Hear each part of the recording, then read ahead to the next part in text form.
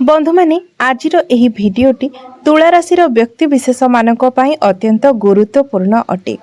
न्यायदाता शनिदेव कर्मफलदाता शनिदेव बकरी हेबा पई जाउछंती एही 30 जून ठारू एवं 14 नवेम्बर पर्यंत से बकरी अवस्था रहिबे अर्थात 137 दिन पर्यंत कर्मफलदाता शनिदेव बकरी अवस्था रहिबे।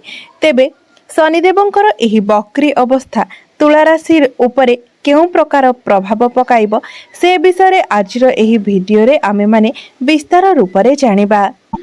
तेबे शनिकर एही बकरी अवस्था आपणको शुभ फल देव ना अशुभ फल देव से विषय मध्य विस्तार रूप रे जानिबा। एहा व्यतीत शनिदेव आपणकर केउं भाबरे गोचर करूछंती एवं केउं केउं भाव उपरे शनिदेवंकर एही बकरी दृष्टि पड़िबो से विषय मध्य विस्तार रूप रे आलोचना करिबा। तेबे बंधु माने सेथि पई भिडियोटी को स्किप न करी शेष पर्यंत निश्चय देखंतु एवं आपण मानकर जदि तुला राशि होई थाए तेबे भिडियोटी को लाइक करी चैनल टी को सब्सक्राइब करि दियंतु एवं कमेंट बॉक्स रे जय श्री जगन्नाथ निश्चय लिखंतु। बंधु माने एही कार्यक्रमटी जन्म राशि एवं चंद्र राशि उपरे आधारित अटे। तेबे आसंतु जानि नेबा एही 137 दिन आपणको पई किपरि हेबाकू जाउछि। बंधु माने प्रत्येक ग्रहंकर दुईटी अवस्था रही थाए, गोटे हेउछि मार्गी एवं अन्यटी हेउछि बकरी। तेबे आपण माने मध्य निश्चय भाबुथिबे जे बकरीर अर्थ कौन। बंधु माने आपण माने जानते आमर जो 9टी ग्रह रही थाए से माने सर्वदा सूर्य को परिक्रमा करि थांती, सूर्य को चारि पाखरे बुली थांती। तेबे गोटे ग्रह जेतेबेले निजर सठिक गति अनुसार गोचर करि थांती सेतेबेले ताहाको मार्गी बोली कुहा जाय थाए एवं जेतेबेले गोटे ग्रह निजर सठिक गति अनुसार गोचर करि पारि न थांती, सूर्य को परिक्रमा करि पारि न थांती एवं सूर्य को ठारू दूरत्व बनाई नै थांती सेतेबेले तांकर सेही अवस्था को कुहा जाय थाए बकरी। एवं जेतेबेले गोटे ग्रह बकरी अवस्था रे रही थांती सेतेबेले से निजर जेतिकी प्रभाव पकाइबा कथा सेतिकी पकाई पारि न थांती, से सेतिकी शक्तिशाली होई पारि न थांती। एवं आउ गोटे कथा हेउची जेतेबेले कोनोसी ग्रह बकरी अवस्था रे थांती सेतेबेले से जेउ भाबरे गोचर करि थांती सेही भाबर फल देबा सहित सेही भाबर पूर्व भाबर फल मध्य प्रदान करि थांती। तेबे शनिदेव वर्तमान तुला राशि रे पंचम भावरे गोचर करुछंती एवं से पंचम भावर फल देबा सहित चतुर्थ भावर फल मध्य प्रदान करिवे। तेबे बंधु माने वर्तमान तुला राशि रे शनिदेव पंचम भावरे गोचर करुछंती एवं पंचम भावटी होई थाए शिक्षार भाव, संतानर भाव एवं प्रेमर भाव। तेबे बंधु माने आपण जदि एही शनिकर बकरी हेबा परे कोनोसी क्षेत्र रे एडमिशन नेबा पई चाहुचंती, शिक्षा क्षेत्र रे कोनोसी भी क्षेत्र रे किछि बड़ डिसीजन नेबा पई चाहुचंती तेबे आपण अन्य कहार कथा रे पड़ी किछि करंतु नाही। आपण जे कोनोसी भी कार्य करूछंती ता पूर्वरु भल भाबरे भाबी चिंती कार्य करंतु। तेबे आउ गुटिए सकारात्मक कथा हेउची जहाटे पॉजिटिव अटे। तो जो माने संतान को नै कोनोसी चिंता रे थिले, संतान प्राप्ति पाई चिंतार थिले सेमानंको पाई समय अत्यंत शुभ हेबाको जाउछि। शनिकर एही बकरी दृष्टि आपणको संतान पक्ष पाई शुभ फल प्रदान करिबाको जाउछि। अर्थात जदि आपण संतान को नै कोनोसी प्लानिंग करूछंती सेथिरे आपणको शुभ फल प्राप्ति हेबो। बंधु माने शनिदेव जेउ भी भावरे रही थांती आपणको सेही भावर कार्य अधिक कराई थांती, कारण शनिदेव कर्म फलदाता अटंती, न्यायदाता अटंती। से आपणको सेही क्षेत्र रे परिश्रमी बनाई थांती। तेणु से जेहेतु एबे आपणकर पंचम भावरे गोचर करूछंती तेणु पंचम भाव सह जड़ित कार्य गुड़िक आपण एही समय अधिक मात्रा रे करिवे। बंधु माने एमितिरे भी शनिदेव को तुला राशि पाई जोग कारक बोली माना जाय थाए। तेणु संतान पक्ष को नहीं आपण को एही 137 दिन मध्य निश्चय भावरे शुभ फल प्राप्ति हेबो। तेबे बंधु माने एही समय आपणक मध्य टिके लेजीनेस आसी पारे, आपण किछि बहुत बड़ करबा को भाबी पारंती, बहुत किछि बड़ योजना करि पारंती, मात्र ता मध्य आपणक भितरे लेजीनेस देखा जिवो।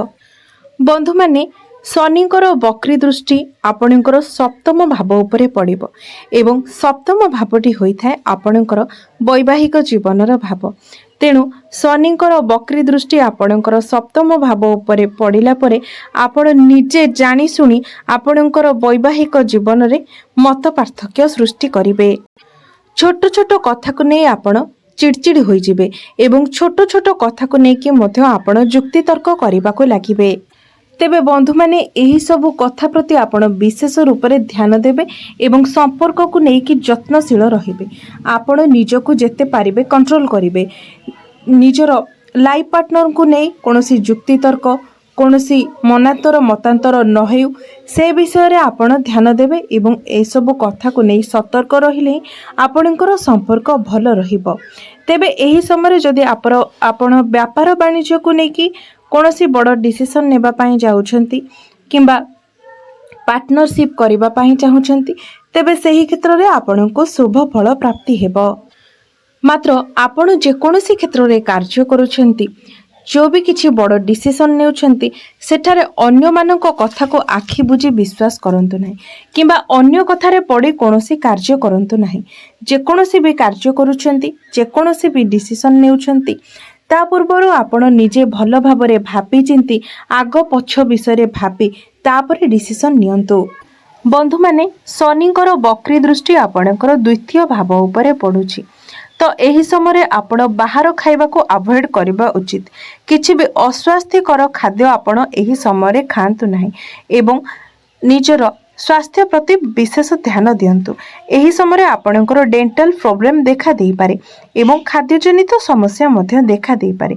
तेनु जहाँ भी खाउछंती ताहा जेपरि आपणकर स्वास्थ्य पई हितकर हेबो सेथिप्रति ध्यान देई खाद्य खांतु। इयाडु सियाडु किंबा बाहरर कोनोसी खाद्य एही समय आपण जेते मात्रा रे पारिबे अवॉइड करंतु। आपण माने जानती शनि ग्रह गोटे पापी ग्रह अटंती। तेणु जेहेतु शनि ग्रहकर दृष्टि आपणकर द्वितीय भाव उपरे पड़ुछि सेथिपाई आपण एही समय टिके चिंतित रही पारंती एवं आपणकर डेंटल इश्यू मध्य देखा दे पारे। तेबे बंधु माने जेहेतु शनिदेव तुला राशि पाई जोगकारक ग्रह अटंती तेणु आपणको नेगेटिव अपेक्षा पॉजिटिव फल अधिक प्राप्ति हेबो। तेबे आसंतु जानि नेबा आपणको केउ सब पॉजिटिव फल प्राप्ति हेबो। तेबे आपणकर एही समय हठात धन प्राप्ति होई पारे एवं मल्टीपल इनकम होई पारे अर्थात विभिन्न स्रोतरु आपणको एही समय रोजगार मिली पारे एवं आपणको हठात कोनोसी क्षेत्ररु धन प्राप्ति होई पारे। जदि आपण ट्रेडिंग करूछंती तेबे सेथिरे मध्य आपण सक्सेस हेबे एवं आपणको सेथिरे शुभ फल प्राप्ति हेबो कारण पंचम भावटी ट्रेडिंग रो मध्य भाव होइथाय तेणु सेथिरे मध्य आपणको शुभ फल प्राप्ति हेबो। एहा सहित तुला राशि विद्यार्थी मानक पाई मध्य एही समयटी एक सुवर्ण सुजोग परिअटे कारण विद्या क्षेत्र रे एही समय आपनको अनेक सफलता मिलिबो। आपण शिक्षा क्षेत्र को नहीं जदि कोनोसी परिवर्तन करबा पाई चाहुछंती किंबा कोनोसी भी बड़ डिसीजन नेबा पाई चाहुछंती तेबे सेथिरे मध्य आपण सक्सेस हेबे एवं एही समय जदि आपणकर कोनोसी भी एग्जाम अछि तेबे सेथिरे मध्य आपनको शुभ फल प्राप्ति हेबो। तो बक्री शनिଙ୍କର दृष्टि आपणकर एकादश भावरे मध्य पड़िबो जार प्रभाव रे आपण सब बेले चिंता करिवे जे आपण पैसा केउ दिगरु रोजगार करिवे आपणको पाखको पैसा केउ बाटरु आसीबो मु केमिति विभिन्न दिगरु रोजगार करि पारिबी शॉर्टकट रे मु केमिति अधिक पैसा रोजगार करि पारिबी। तेबे एही परि भावना एही समय आपणकर मन को आसीबो एवं एही समय आपण किछि इलेक्ट्रोनिक्स जिनिस किंबा कोनोसी लुहा जातीय जिनिस मध्य किनि पारंती। तेबे बंधु माने एही समय आपण कोनोसी मेसिन किंबा गाड़ी मध्य किनि पारंती। तेबे आपणको गोटे गुरुत्वपूर्ण कथा कहि रखे जे आपणको पाई सब बेले सबुठार गुरुत्वपूर्ण होइथाय आपणकर निजर जन्म कुंडली कारण आपणकर कुंडली रे ग्रह मानकर स्थिति अवस्थिति किपरि रही थाए ताहा ही आपणको उपरे अधिक प्रभाव पकाई थाए। एही कार्यक्रमटी आमर जन्म राशि चंद्र राशि उपरे आधारित अटे। तेबे आपणकर निजस्व जन्म कुंडली ग्रह मानकर स्थिति अवस्थिति उपरे ही आपणकर भविष्यत निर्धारित होई थाए। तेणु आपण सर्वदा जने भल ज्योतिषक पाखरे निजर କୁଣ୍ଡଳୀଟି ଦେଖାଇବା ଉଚିତ, ଯାହାଫଳରେ ଆପଣ ଭବିଷ୍ୟତରେ ଆସୁଥିବା ଆପଣଙ୍କ ପାଇଁ ଭଲ ସମୟ କିମ୍ବା ଖରାପ ସମୟ ବିଷୟରେ ଜାଣିପାରିବେ ଏବଂ ଏହାର ପ୍ରତିକାର ବିଷୟରେ ମଧ୍ୟ ଜାଣିପାରିବେ। ଏଥିରେ ଆମେ ଯେଉଁ ଭବିଷ୍ୟବାଣୀ କରୁଛୁ ତାହା ଗ୍ରହମାନଙ୍କର ଗୋଚର ସ୍ଥିତି ଅନୁସାରେ ଭବିଷ୍ୟବାଣୀ ଅଟେ। ଏହା ଆପଣଙ୍କ ପାଇଁ ଯେ 100% ଫଳଦାୟୀ ହେବ ସେଥିରେ କୌଣସି ବି ଗ୍ୟାରେଣ୍ଟି ନାହିଁ, କାରଣ ଆପଣଙ୍କର ଜନ୍ମକୁଣ୍ଡଳୀର ଗ୍ରହମାନଙ୍କର ସ୍ଥିତି ଏବଂ ଅବସ୍ଥିତି ହିଁ ଆପଣଙ୍କର ଭାଗ୍ୟକୁ ନିର୍ଦ୍ଧାରିତ କରିଥାଏ। ତେବେ ବନ୍ଧୁମାନେ, ଆପଣଙ୍କ ପାଇଁ ଶନିଙ୍କର ଏହି ବକ୍ରି ଦୃଷ୍ଟି ଅଧିକ ଶୁଭ ଫଳ ତ ପ୍ରଦାନ କରୁଛି, ତେବେ ଯେତିକି ବି ଅଶୁଭ ଅଛି ସେସବୁର ପ୍ରତିକାର ପାଇଁ, ସେସବୁର ଖଣ୍ଡନ ପାଇଁ ଆପଣ ପ୍ରତ୍ୟେକ ଦିନ ଶନିଦେବଙ୍କର ବୀଜ ମନ୍ତ୍ରର ଜପ କରନ୍ତୁ। ଓಂ ପ୍ରାଂ ପ୍ରିଂ ପ୍ରୌଂ ସହ ଶନିଶ୍ଚରାୟ ନମଃ। ଏହି ମନ୍ତ୍ରଟିକୁ ଆପଣ ପ୍ରତ୍ୟେକ ଦିନ 108 ଥର ଜପ କରନ୍ତୁ। ଏହା ବ୍ୟତୀତ ଆପଣ ଶୁକ୍ରଙ୍କର ବୀଜ ମନ୍ତ୍ର ମଧ୍ୟ ପ୍ରତ୍ୟେକ ଦିନ ଜପ କରନ୍ତୁ। ଓಂ ଗ୍ରାମ ଗ୍ରୀମ ଗ୍ରୋମ ସହ ଶୁକ୍ରାୟ ନମଃ। ଏହି ମନ୍ତ୍ରଟିକୁ ପ୍ରତ୍ୟେକ ଦିନ 108 ଥର ଜପ କରନ୍ତୁ। ଏହା ବ୍ୟତୀତ ଆପଣ ପ୍ରତ୍ୟେକ ଦିନ ସକାଳୁ ସ୍ନାନ କରିବା ପରେ ଉଦିତ ସୂର୍ଯ୍ୟଙ୍କୁ ତମ୍ବା ପାତ୍ରରେ ଜଳ ମଧ୍ୟ ଅର୍ପଣ କରନ୍ତୁ। ଆପଣଙ୍କ ପାଇଁ ଏହା ଶୁଭ ଫଳ ପ୍ରଦାନ କରିବ। ତେବେ ବନ୍ଧୁମାନେ, ଆପଣଙ୍କର ଜୀବନ ମଙ୍ଗଳମୟ ହେଉ, ଏହା ହିଁ ଈଶ୍ୱରଙ୍କ ନିକଟରେ ମୋର ପ୍ରାର୍ଥନା। ଧନ୍ୟବାଦ।